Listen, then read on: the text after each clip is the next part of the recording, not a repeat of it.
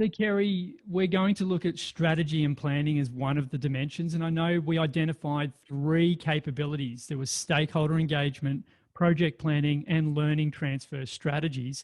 Would you mind expanding a bit more on stakeholder engagement and what that actually means? Sure, Joshua.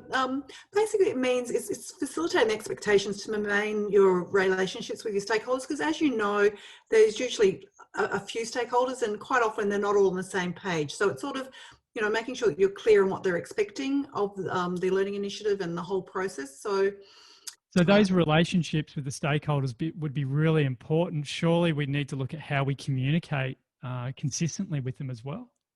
yes, absolutely. It's really important that we create and monitor a communication plan so we know how they prefer to be communicated with, how often, all of those sorts of things, including, what they want to know about, and also providing opportunities to provide feedback throughout the whole engagement process. And the last one is sort of also being clear on what they see as the success criteria for your learning initiative, and being able to monitor any risks or that might impact on the success of your program or event. It does sound a lot like project management or project planning, which a lot of us may be familiar with. And I suppose that's a good segue to the next capability, which is project planning. It is a natural transition, but could you expand a little bit more on project planning as an actual behaviour and a capability in this framework?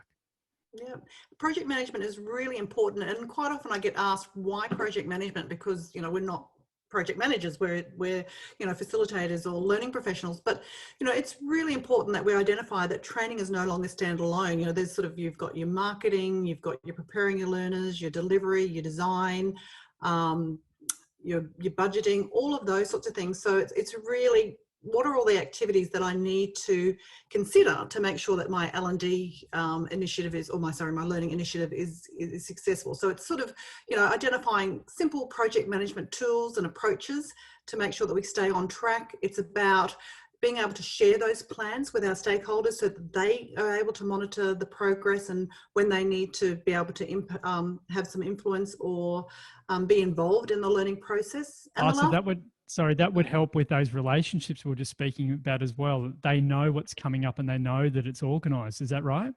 Absolutely. We can't sort of just assume that they know what's happening, because, they're busy, doing their own thing. And quite often, we don't want them to think that, hey, we're sending people off to training and they'll come back successful. They really need to know, about what their involvement and what their influences is. And then also, how do we involve them throughout the whole process? So that's why it's important.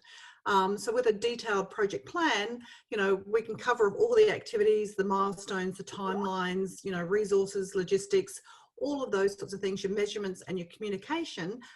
So if we do have that and we do it well, things will run a lot more smoothly. Okay, so really we're demonstrating here that the learning initiatives are like a campaign. They are working to a plan, and that probably leads us to the last capability, which is learning transfer strategies.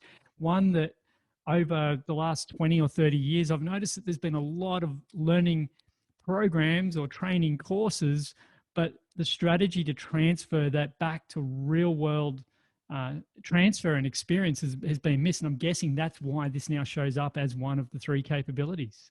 Yeah, absolutely. We can't just assume that learners will go back to the workplace, so motivated to apply the learning, but quite often they return to an environment that hasn't changed and they've still got their workload. So, unfortunately, quite often the learning gets pushed aside and we just fall back into those old routines. So learning strategies, we should be thinking about that way before in our design stage. So we have a look at, how we can create that support strategy for our learners that addresses and deliver, the things that are going to hinder or support the learning application.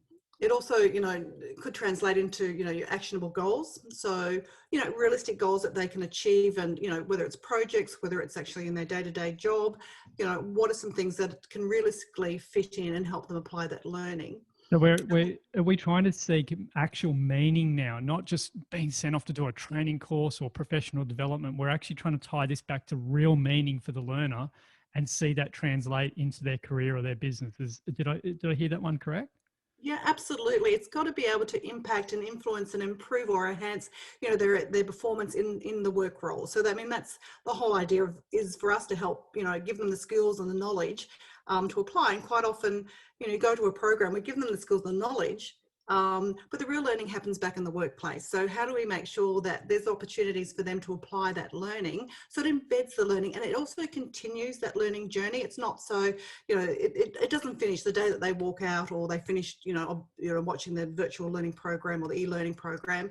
Learning can continue through the pathway, but it's also, just easy steps, because quite often if it's, the old traditional ways, there'd be a huge dump of information, and then it's quite hard to sort of say, well, I can't just take this big chunk and apply it back in the workplace. So it's sort of like, well, how do we take those little chunks? How do we make this easy? How do we, as I said before, embed the learning so that it becomes the way that they perform and behave? So, Kerry, we often hear from learners that they have these great initiatives, they get sent off to do programs, but they feel unsupported when they come back. Are we saying that learning transfer strategies actually enables that support for when they come back into the workplace, or they're applying it in their career?